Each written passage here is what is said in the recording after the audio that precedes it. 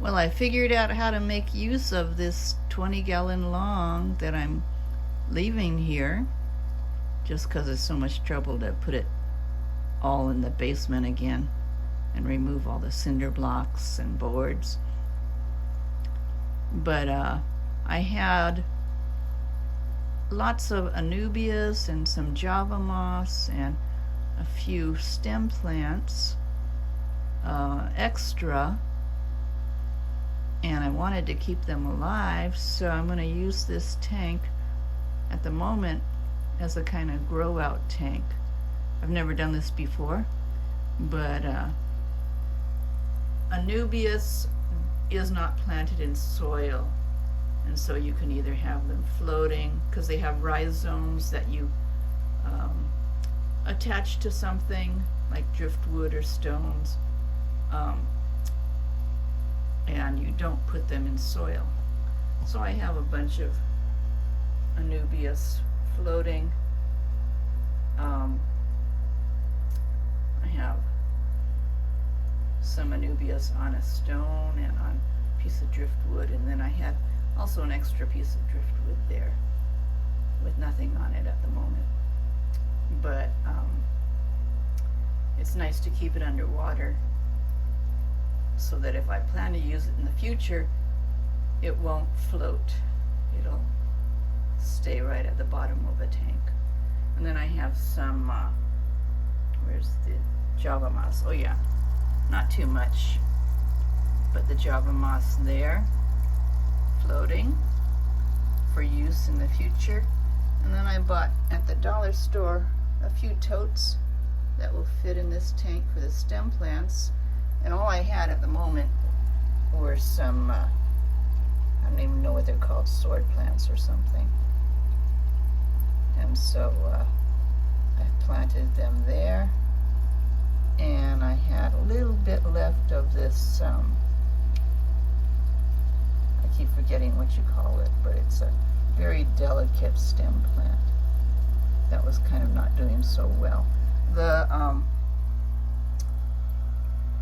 advantage of having these plants here to grow out is that with the frogs, you want to be very careful about using any kind of chemicals or fertilizers in their tank. You don't want to use any.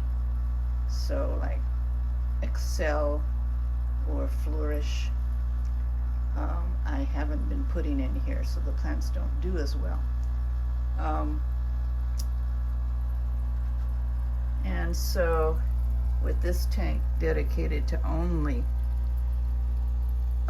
plants, I was able to put Flourish in the water and some root tabs under the gravel in these two bins, and Excel in the water too. Excel is good. It's kind of like a liquid CO2, but it's good for controlling algae as well on plants.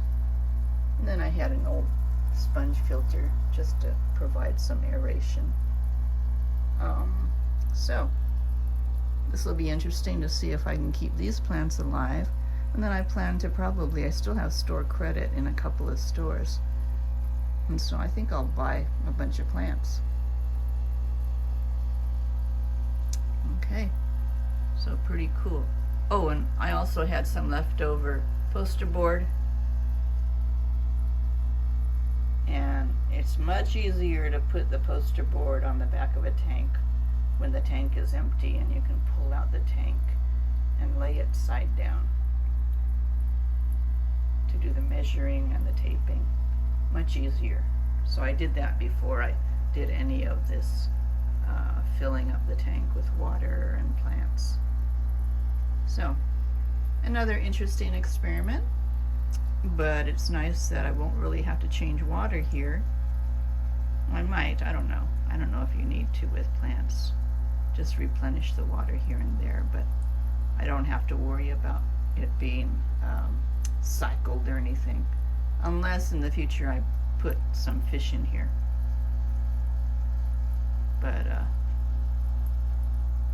anyway, there it is, my plant tank.